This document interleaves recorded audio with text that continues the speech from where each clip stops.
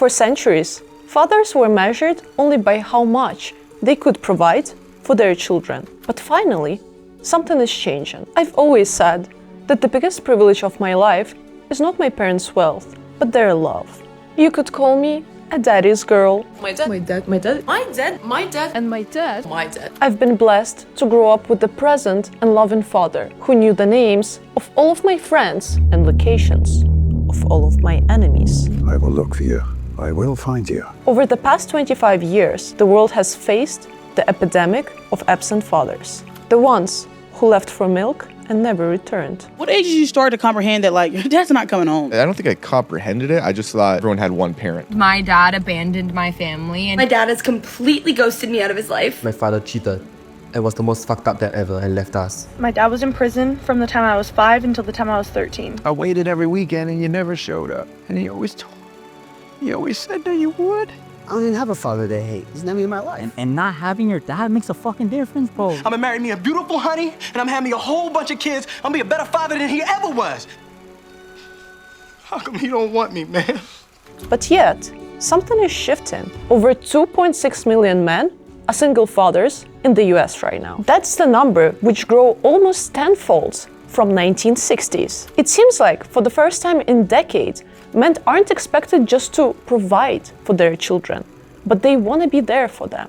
millennial dads are out here breaking generational curses like they're on a game show. Have you seen them brag about their kids?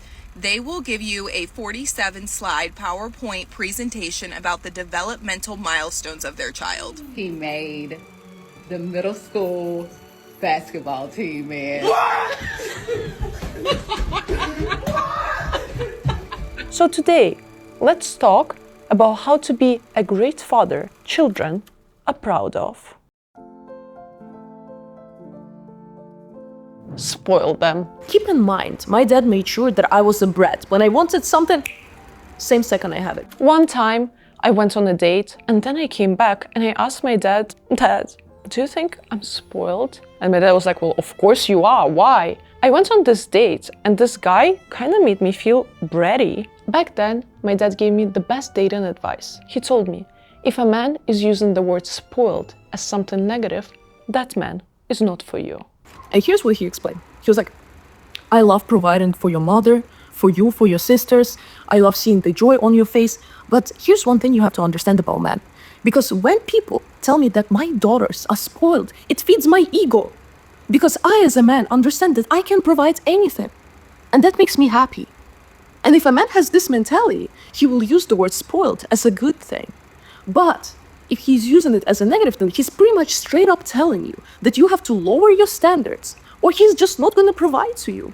Learn, man. Next, you have to be able to talk about your emotions. Growing up as a Pakistani girl, what I have noticed is that a lot of fathers are emotionally unavailable, and the only emotion they show is anger or aggression.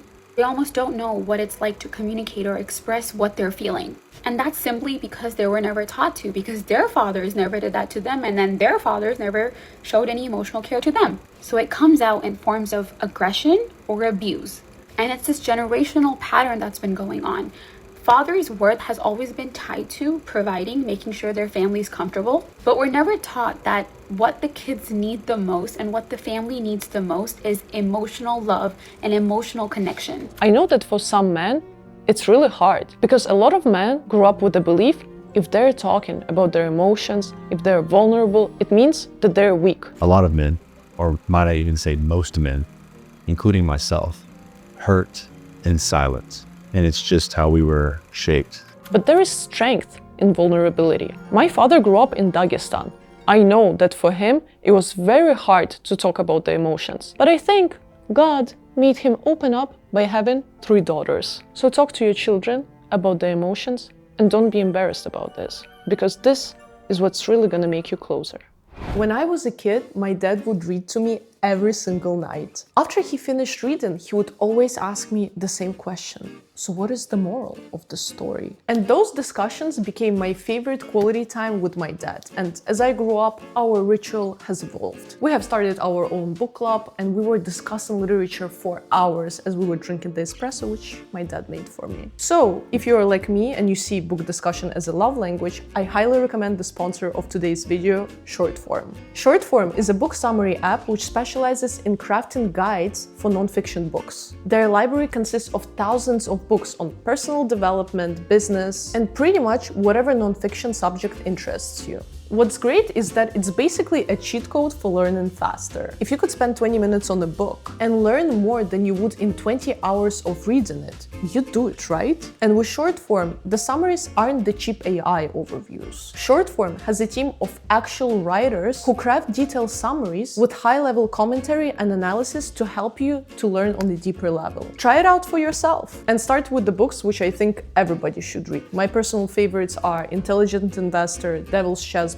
and $1 Billion Loser. Instead of spending $100 on books, invest in short-form guides for the price of one book per month and get access to thousands. Plus, if you use the link in my description, you can try it for free. And if you decide to stick around, you get $50 off your annual subscription. So enjoy the reading, and now let's get back to our episode.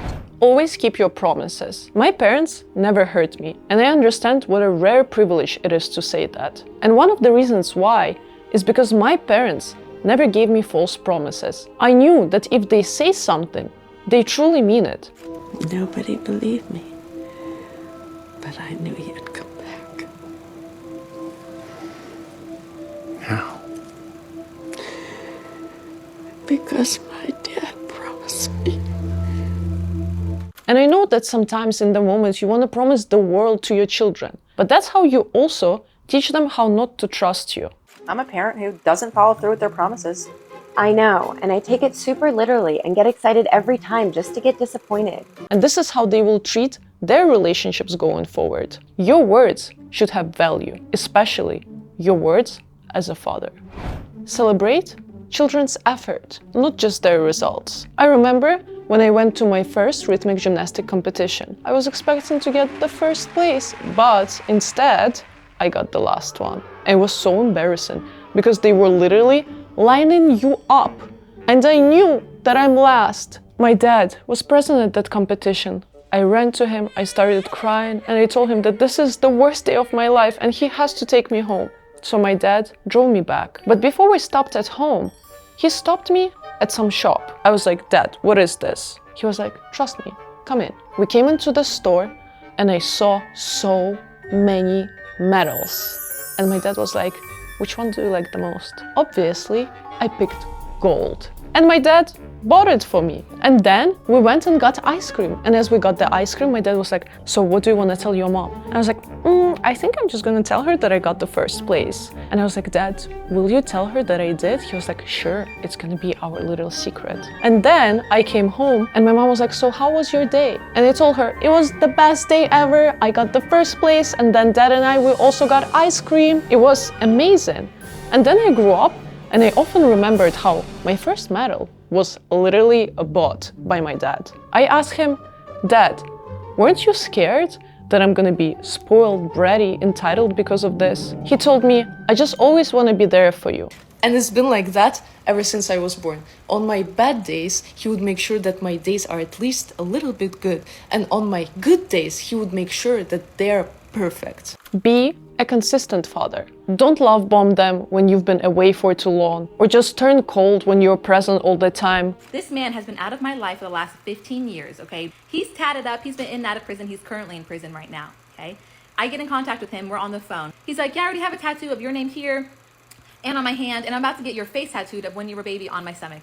He says, you're the greatest thing I ever did in my life, but hasn't talked to me in 15 years. This is love bombing. This is why I date men who literally tell me that I'm the greatest thing ever and then disappear. You should be children's safe space, and they should know what to expect from you. But love bombing doesn't apply to your favorite creator, me. Love bomb me all you want by liking and subscribing. I'll wait before we move to the next tip. Go ahead. Be curious about their world. Can you name your son's girlfriend? Bianca? No. Bobby, Bianca, Brielle? No, I said that. When I was in high school, my dad was in his late 40s. Do you think that the dude cared about the high school drama? Oh well, he truly did. She thinks that I owe her an apology. Good thing she don't get paid for thinking. Or at least, he told me that he did. My dad knew the names of all of my friends, and when I was frustrated with somebody, I would always call my dad and tell them about this right away. He knew the Instagrams of all of my friends. And one time, when somebody was making fun of me in high school, I came to dad and told him about this girl, to which my dad responded, Albina, you're really not going to be offended by a girl who wears polyester and calls it fashion. We love a petty king. Next, always keep their secrets. And when I say keep their secrets, don't share them with your wife or with your relatives, with your friends. Because if you break that trust once, you're never going to be able to recover it. Unfortunately, as a kid, I myself used to lie to my dad. But my dad loves me and my sister so much that he never even used a negative word, lie, about us. He would say, my children joked me again. Next, let them see you love their mother. How you treat your partner is definitely going to impact how they treat their future partners. Set an example to your children by being a loving partner. I think one of the greatest gifts my dad ever gave me is that he just loved my mom my whole life. I just watched my hero love my mom. Be proud of your children out loud. Me getting a green card is a perfect example how my dad always cheers for me. No way. I just got my green card. I've been waiting for this for 5 years. I'm calling my parents. Только что получила green card. Уже получила? Ты что нервничаешь, Бузяки? Ты думаешь, на планете Земля тебе негде, что ли, место найти? Радость, я тебя поздравляю. Я тебя наклонила, ты нервничала из-за своих. Без столько эмоций тратишь, моя маленькая. Где-то вас сама без чьей-либо помощи, радость. Я горжусь тобой. С вашей помощью, погоди. Ты очень умная. Ты очень креативная, вот ты теперь можешь расслабиться. Отдохнуть полгода, год, по своему желанию заниматься своими делами. Я молился каждый день, чтобы ты получил. Я знаю.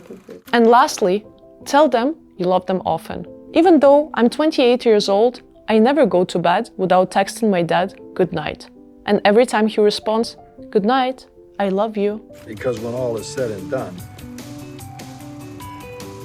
90% of being a dad is just showing up. It's not hard to tell your children that you love them, but it really makes a difference. So tell your children that you love them. We always talk about pressure on women. They're expected to be great mothers, have it all together at work, wear heels, be sexy for their husband, and we always judge the society for those expectations on women. But let's be honest. The expectations for men are just as difficult. We want our fathers to bring us millions, but at the same time, we also want them to be at home all the time and play with their children and to be a romantic husband. That's why the foundation of family is so important. It's almost impossible to do it all by yourself. When you choose to marry, you understand that sometimes you will have difficult days, but your partner will have the strong ones, and that's why you substitute each other. That's the foundation of the family. When I ask my father to recall his happiest days, he doesn't tell me it's the opening of his mall or supermarket. He always tells me the same thing.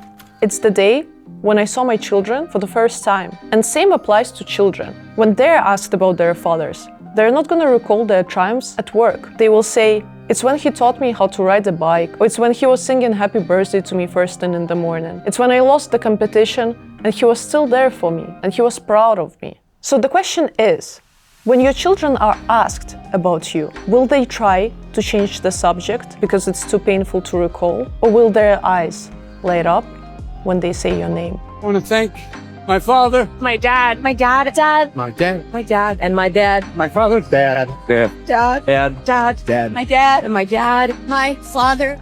Like, subscribe, and as always, do whatever you want with this information.